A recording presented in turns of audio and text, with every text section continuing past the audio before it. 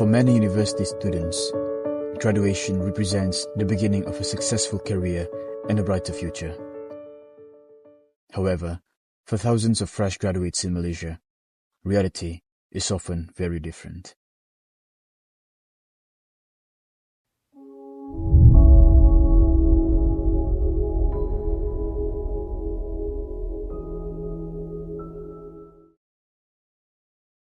Fresh graduate unemployment refers to graduates who face difficulties finding suitable employment after completing their studies.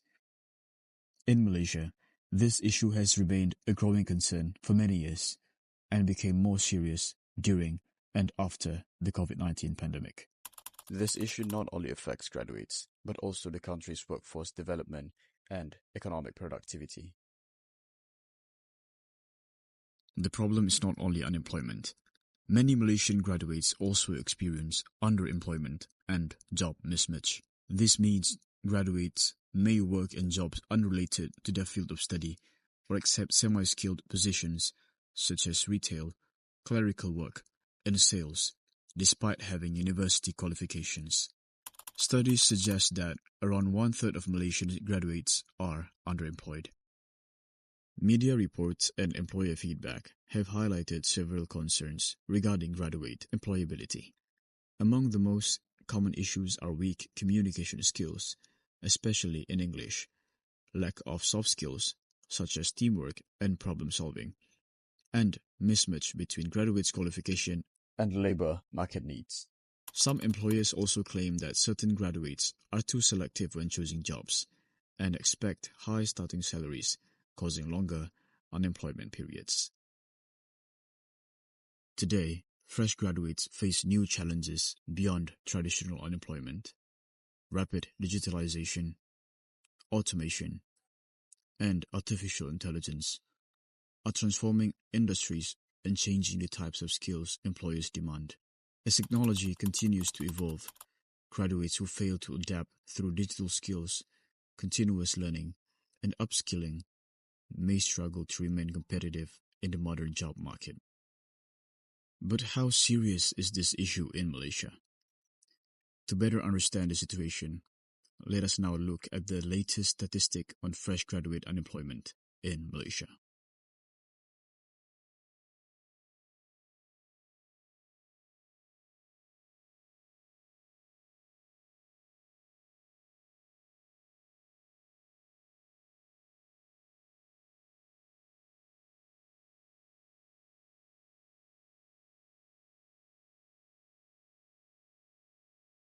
Hi, my name is Muhammad Arif and my ID number is 309656.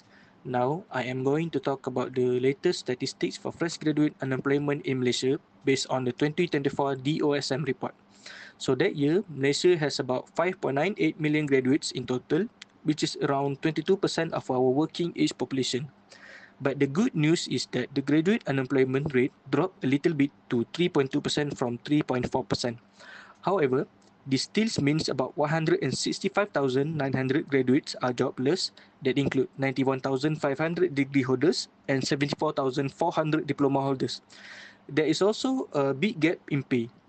Degree holders make a median salary of 5,724 ringgit, but diploma holders make just 3,390 ringgit.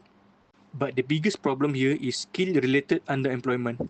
Around 32% of working graduates, that is 1.6 million people, are stuck in basic jobs that do not match their skills or university certificate.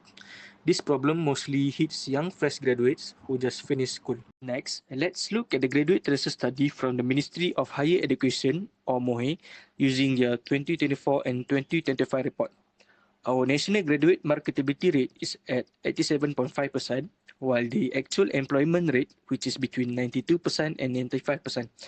Then the type of study changes your chances a lot. People with master's and PhD degrees find jobs much more easier, with some courses hitting a perfect 100% employment rate. Also, if you take TVET or technical courses, company really wants you. Because of this, polytechnics and community college have amazing job rates of up to 98.8%. Hi, my name is Rikesh and my metric number is 311897. Okay, now I will present the factors contributing to fresh graduate unemployment in Malaysia. These factors can be divided into three main categories, which is individual factors, labor market factors, and organizational factors. First, let us look at the individual factors. One major factor is low English proficiency and poor communication skills among graduates. This refers to a graduate's inability to communicate effectively in spoken and written English, especially in job-related situations. In Malaysia, many companies conduct interview in English to evaluate a candidate's communication ability and confidence. As a result, graduates who cannot express themselves clearly are often rejected during the hiring process, even if they have a good academic qualifications. The next factor is unrealistic salary expectations among fresh graduates. Some graduates believe they deserve a very high salary immediately after graduation. Because of this, they tend to reject entry-level jobs while waiting for a better offer. This attitude causes many graduates to remain unemployed for a long period. For example, while the average starting salary for fresh graduates is around 2,100 ringgit to 2,500 ringgit, about 32% of graduates expect salaries of 3,000 ringgit or higher. Next, we move on to labor market factors. Job skills mismatch. It happens when graduates' qualification and abilities do not match the skills demanded by employers. Many universities produce graduates with academic knowledge, but employers are looking for practical skills, technical abilities, and soft skills. Because of this mismatch, companies struggle to find suitable employees, even though many graduates are unemployed. Another important factor is the oversupply of graduates and competition from foreign workers. The rapid growth of universities in Malaysia has increased the number of graduates every year. However, the number of high-skilled jobs available is limited. At the same time, many foreign workers are employed in skilled and semi-skilled positions, making competition even tougher for local graduates. According to an article, in 2009, there was only one suitable job available for every 8 degree holders. Finally, let us discuss about organizational factors. The lack of structured internship and training opportunities, which is many companies do not provide proper industrial training programs for students before graduation. As a result, graduates enter the workforce without real working experience or professional exposure. Without these opportunities, graduates lack of confidence, soft skills, and practical knowledge required by employers. The next factor is employer requirement preference. Employers today focus more on practical skills and workability rather than academic result alone. Many companies believe that fresh graduates are not fully prepared for the working environment. Employers prefer candidates who can communicate well, solve problems independently, and adapt quickly to workplace culture. Next up, let's take a closer look to the 4.0, which is the efforts to tackle the problem of fresh graduate of unemployment in Malaysia from the perspective of individual, university, and also the government. We're going to look at the effort that has to be taken by the individual, which is the upskilling and certification. To stand out in the competitive Malaysian job market, fresh graduates must transition from relying solely on a university degree to a building portfolio of the targeted skills and professional credentials. To take a closer look, we have to know about the hard skills and the soft skills. An effective upskilling strategy requires a balance between the technical capabilities and also the interpersonal strength. To begin with, the hard skills. It solely focuses on the digital fluency, which is highly sought after by the Malaysian corporate employers. Includes the data analytics, search engine optimization, digital marketing, basic coding, which is like Python and R, prompt engineering for AI tools. Next up, the soft skills.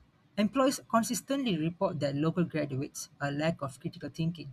So, and then the emotional intelligence, teamwork, and complex problem solving.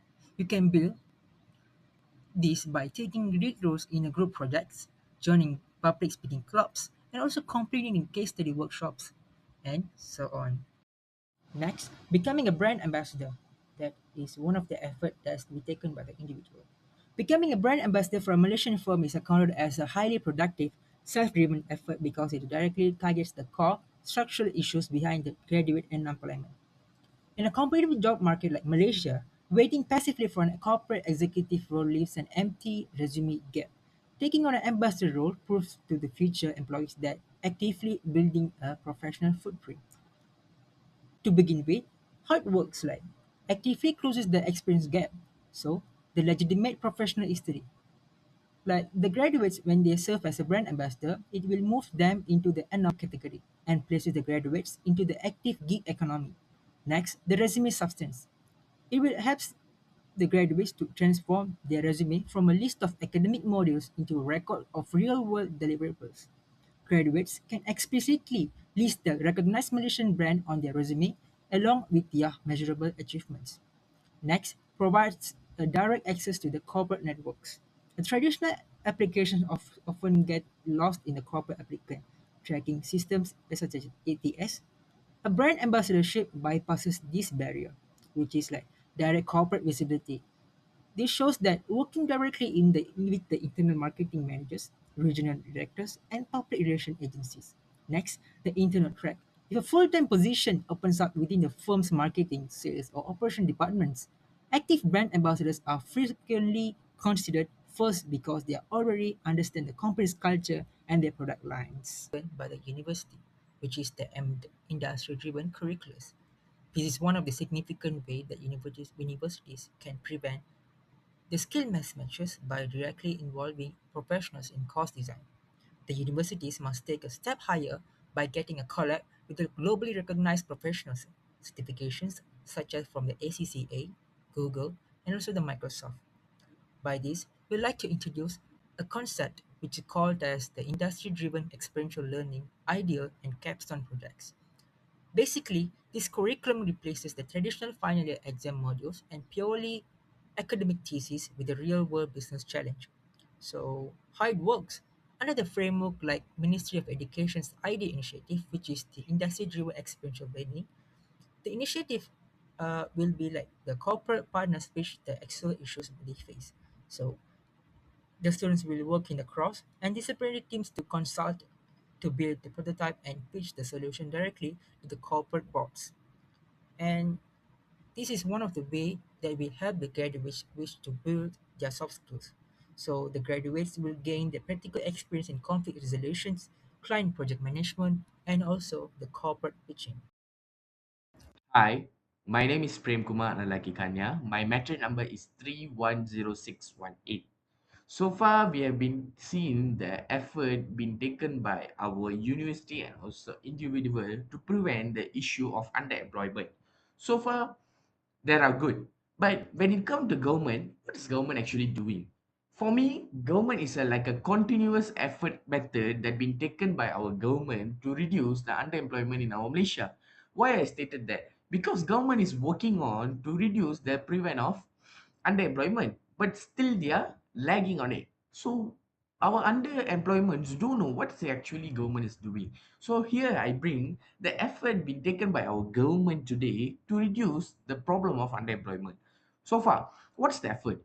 The dynamic upskilling for higher growth and higher value series. Okay, this need to be elaborate. To elaborate it, our government have our own body. It's called Majlis Tindakan Ekonomi Negara, which tackles the graduate underemployment by shifting the focus away from temporary fixes and stretching the country towards the structured industry-driven method.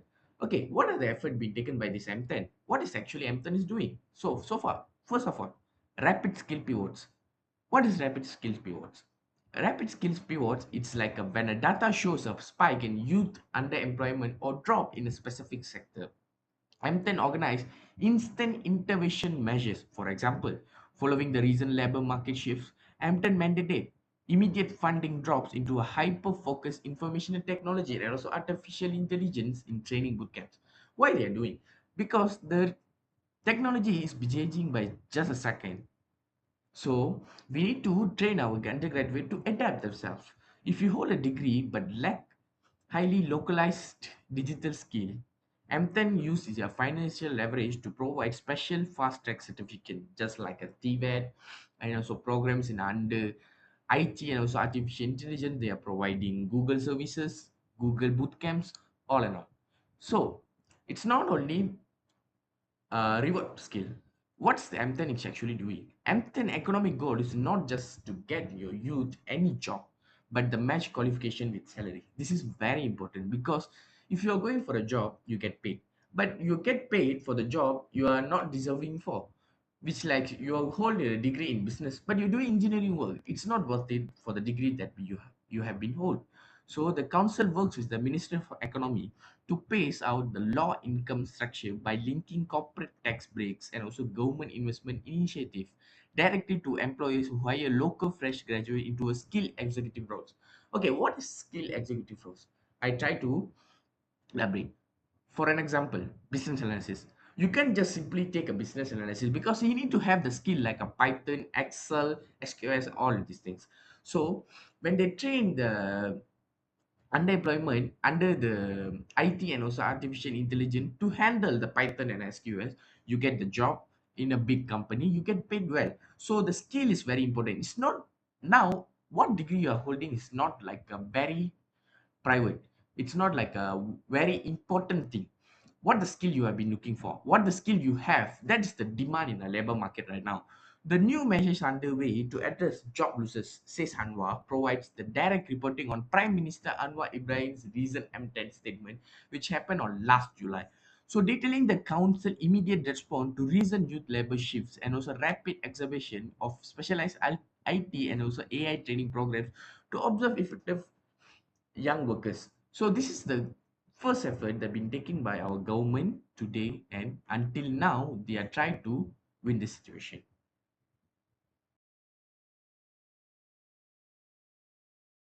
Finally, to finish our presentation, as a conclusion, a university degree is no longer enough because 32% of graduates are currently underemployed.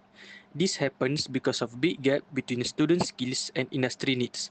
So to fix this, students, universities and the government must work together to build a better future-ready workforce. So that's all from us. Thank you.